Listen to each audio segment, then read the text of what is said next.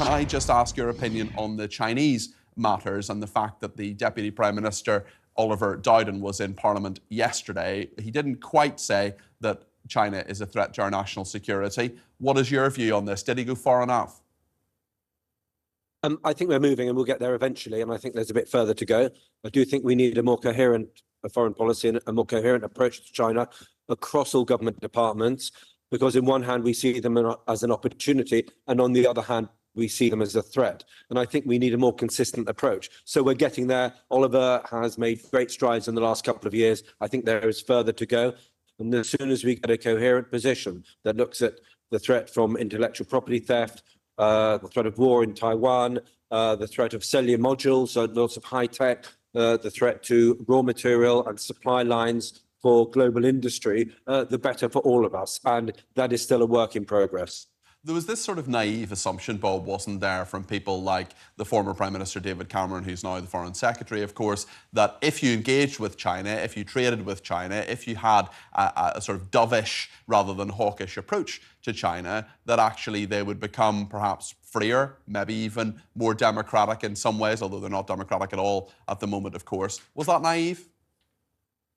I think it's easy to use hindsight. And yes, and there were people who were arguing that we needed a tougher response to China, and especially at the same time lumping China and Russia together.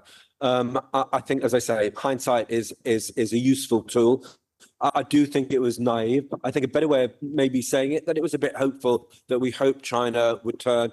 And actually, if you look back to 20 years ago, there was a lot of evidence that it was freeing up, that it was moving in the right direction. Unfortunately, under President Xi, that has all been reversed. So I think in the first few years of the last decade, when the coalition were in power, okay, looking back now, we probably should have toughened our stance, but I think there was a hope that the worsening of relationship was a blip. And unfortunately, it's turned out to be something that's more than a blip, and that is likely now, sadly, to be permanent, at least in the medium term, in the next 5 to 10 years.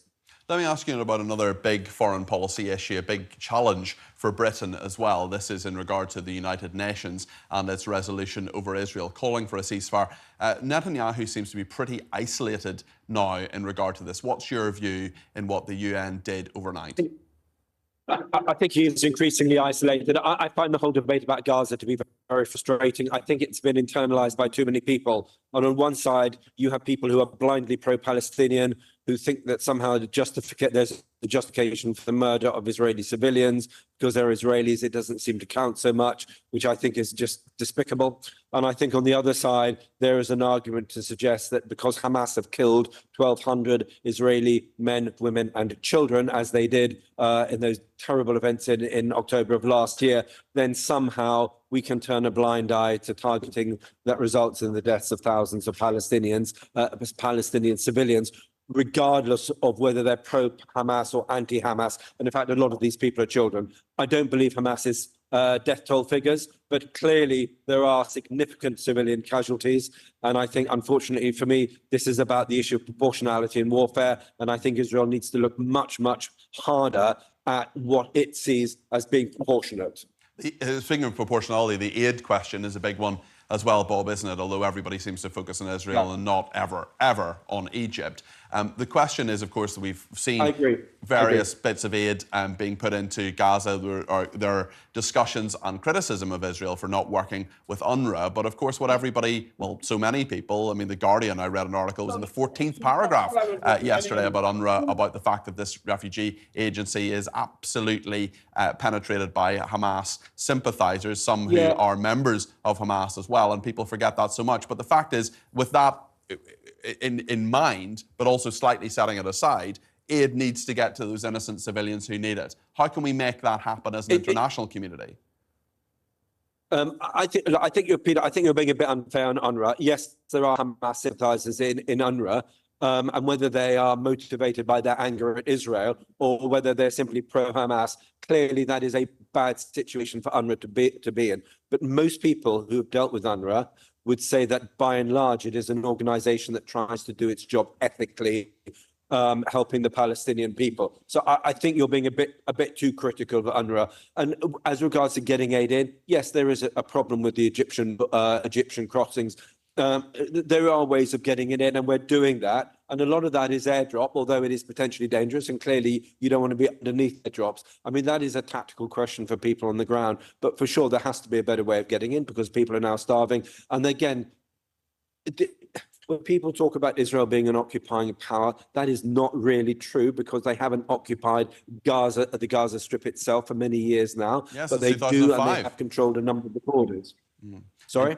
You're absolutely right. They haven't occupied Gaza since 2005. Yeah. It's interesting as well because we're looking at the fact that this deal appears to be in the air in regard to perhaps 800 Palestinian prisoners, some of them murderers, who may be released for 40 of the Hamas hostages, and some of them, you know, there's a 1-year-old baby who's part of that hostage contingent. Are you hopeful that some deal can be done? There has been a deal previously, but are you hopeful that those hostages can get home? Because we know that some of them need medical attention, some of them are very vulnerable, older people and so on. And often I feel, anyway, maybe you disagree, Bob, but I often feel they've been very forgotten in all of this. They have been forgotten, and clearly we all hope they get back in one piece because we all know that they would have had an appalling and traumatic experience. My fear is that because of the way Hamas operate, that they will continue to drip, give back a few hostages at a time. But they know, and unfortunately, in the very, very cynical world of state hostage taking and hostage taking by non-state actors like Hamas, they know that hostages are currency, and they know that Western democratic governments are motivated by a desire to get their hostages out in one piece. And therefore, I suspect, my fear is that Hamas will drip these hostages out slowly over a period of time in order to keep currency with the Israeli state and negotiate more terrorists out of Israeli prisons.